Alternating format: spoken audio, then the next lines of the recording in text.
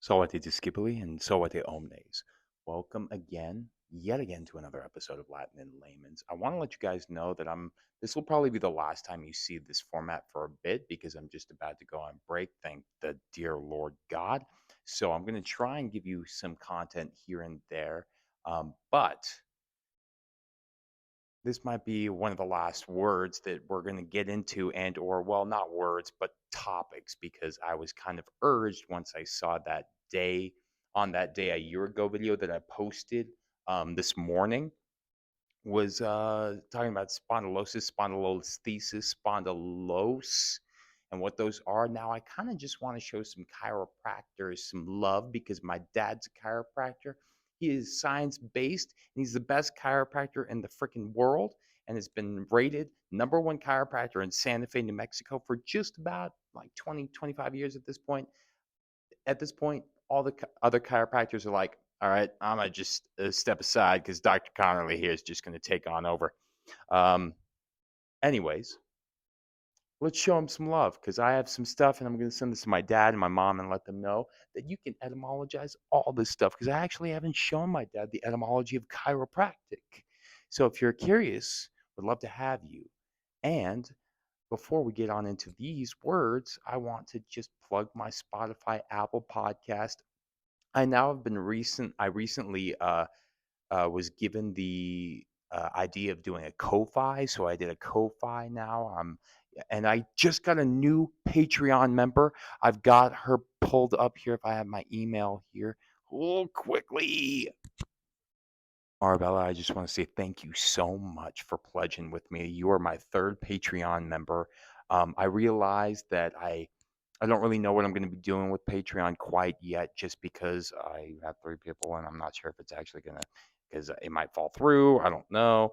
We'll see. But people also suggested I do a Ko-Fi, so I'll start plugging that in my podcast. I also got a bunch of questions on my Instagram about the next Q&A that I'm going to be entertaining. So yeah, I'm really excited to have you guys, hear all the ramble bambles that I have to give you. So stay tuned for that as well on Latin and Layman's, a Rhetoric Revolution, found on Spotify, Apple Podcast, really wherever you find your podcast, you're going to find me.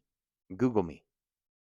That being said, let's get on into some words, and I got to go on over here real quickly because I have some notes in case I forget anything, but I typically don't forget anything. That's why I do it all in one take. You guys know me. I got all this knowledge that I want to give you. So here we go. Chiropractic. Chiro coming from the Greek chair, meaning hand, which is very much more different than the Latin manus, means hand, which is where we get manufacture.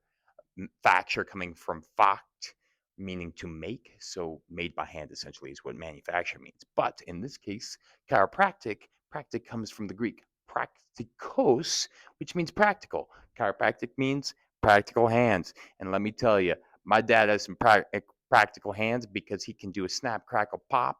He can realign just about anything and everything in my body, and I thank him so deeply for doing so. So I'll be hitting you up in a hot second when I'm back home, Dad. I won't be annoying about it, I promise, because I know that you're on your feet all day and being a chiropractor, you guys, if you're a good chiropractor, you're doing what you need to do, but also like showing up. It's a hard job. My dad is working. He's on his feet all day long. He's moving his hands. He's having to flip people over. He's having to palpate. Palpate, coming from palpation, coming from the Latin palpare, meaning to touch, feel, and or stroke. When you palpate, you're just feeling and or stroking. You're kind of palpating the patient. You can palpate your stomach.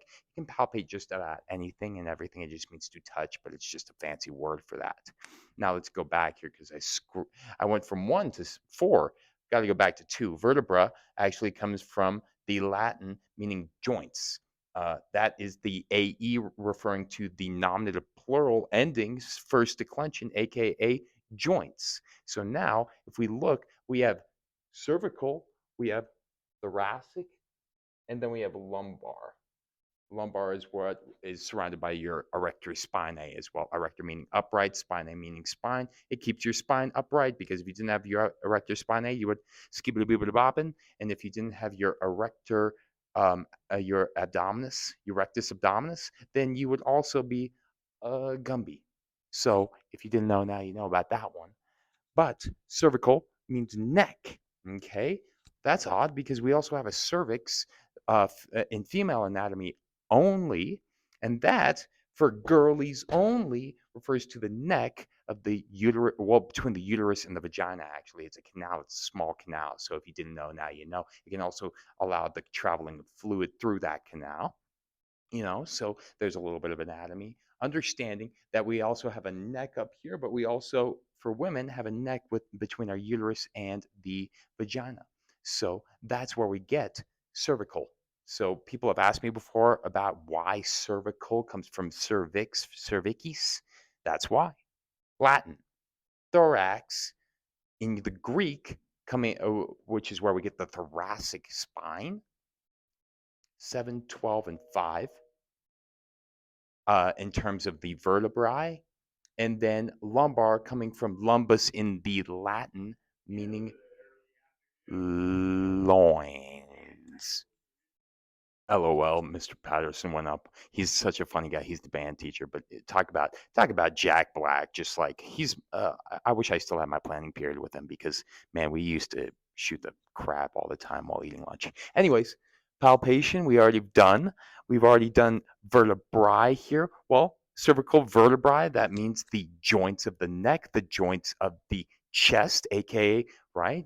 What does the spine do? It's a full joint deal, right? This is what allows this and this and this.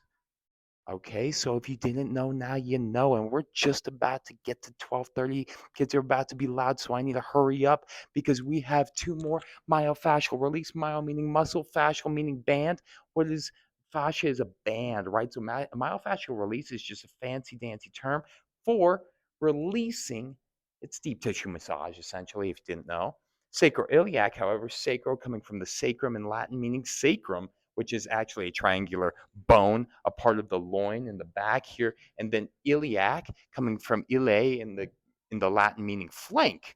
So the flank, the sacrum's flank essentially, and then joint here in this case, because it is the joint connecting the sacrum to the ilium bones. If you didn't know, now you know. And that's going to be it for today. Hope you learned something new. Love you all so very much. Tempus est discedere.